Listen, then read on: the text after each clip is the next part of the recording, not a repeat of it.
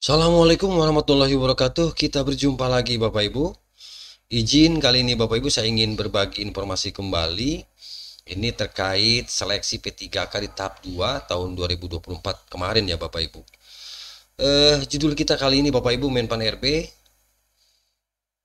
menyampaikan ada dua faktor utama penentu ya kelulusan seleksi P3K tahap 2. Apa saja ya kedua faktor utama itu?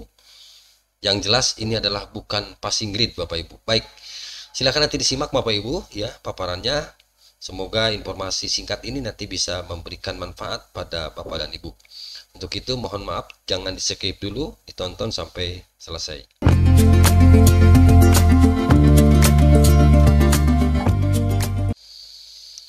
Oke, kita lanjutkan ya Bapak Ibu. Aturan seleksi P3K tahap 2 tahun anggaran 2024 kemarin itu telah diresmikan Menpan RB. Seperti yang diketahui, P3K tahap 2 ini dikhususkan untuk honorer yang tidak terdata dalam database PKN yang telah bekerja di instansi pemerintah minimal 2 tahun berturut-turut serta untuk lulusan PPG. Sekali lagi bahwa untuk rekrutmen P3K di tahap 2 ini dikhususkan untuk honorer yang tidak terdata dalam database PKN yang telah bekerja di instansi pemerintah minimal 2 tahun dan untuk lulusan pendidikan profesi guru PPG. Oke, pahami sampai di situ ya Bapak Ibu. Nah, Menpan RB Ibu Rini Widiantini telah menetapkan bahwa pada seleksi P3K tahap 2 ini tidak ada nilai ambang batas atau passing grade ya, passing grade. Oke. Namun ada dua faktor Bapak Ibu, ternyata ada dua faktor utama yang menjadi penentu kelulusan honorer pada P3K tahap 2 ini menurut Menpan RB. Oke, sebelum nanti kita sebutkan dua faktor utama itu, kita coba simak dulu ini tahapannya Bapak Ibu, tahapan seleksi P3K 2020 tahap kedua. Yang pertama, seleksi administrasi. Nah, pada tahap seleksi administrasi dilakukan verifikasi dokumen dan persyaratan peserta. Jika dinyatakan tidak lolos seleksi administrasi, peserta masih bisa mengajukan sanggah sesuai jadwal yang telah ditetapkan. Artinya nanti bisa dilengkapi gitu pada masa sanggah.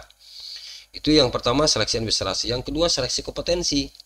Nah, seleksi kompetensi ini Bapak Ibu, ini ada 4 jenis ya. Yang pertama, kompetensi teknis. Nah, kompetensi teknis ini Bapak Ibu bertujuan untuk menilai penguasaan peserta terhadap pengetahuan, keterampilan, dan sikap dalam bidang jabatan yang dilamar. Kemudian yang kedua, kompetensi manajerial. Ujian seleksi kompetensi manajerial ini bertujuan untuk menguji kemampuan peserta dalam bekerja secara profesional. Lalu yang ketiga, kompetensi sosial kultural. Ujian seleksi kompetensi sosial kultural ini bertujuan untuk menilai pemahaman peserta terhadap keberagaman masyarakat dan wawasan kebangsaan. Kemudian yang terakhir adalah wawancara. Ujian wawancara ini bertujuan untuk menggali aspek integritas dan moralitas peserta. Nah, itu dari sisi seleksi Bapak Ibu. Lalu apa sebenarnya yang menjadi faktor utama penentu kelulusan pada seleksi P3K 2024 tahap kedua ini? Yang pertama adalah Bapak Ibu peringkat terbaik. Seperti informasi di atas bahwa P3K tahap 2 ini tidak memiliki passing grade, sehingga untuk menentukan kelulusan diambil dari peserta yang berperingkat terbaik. Ya paham Bapak Ibu ya. Kemudian yang kedua, ketersediaan formasi kebutuhan. Nah, meskipun memiliki peringkat terbaik dan nilai tertinggi, peserta hanya bisa dinyatakan lulus jika formasi yang dilamar masih tersedia. Waduh, nah ini Bapak Ibu. Jadi ini kan dilema juga ya, apabila nanti di satu instansi ada beberapa teman, kemudian sama-sama nilainya, masa kerja dan lain-lain, tetapi formasinya tidak tersedia, hanya terbatas. Nah, ini juga akan menimbulkan kendala. Termasuk juga tadi yang nomor peringkat terbaik ya Bapak Ibu. Nah, ini juga kalau sama-sama di satu instansi ya, kemudian tenaga honornya banyak, kemudian yang tersedianya hanya formasinya hanya sedikit, walaupun tadi sama-sama berperingkat terbaik, ini juga nanti akan menyisihkan teman-teman yang lain.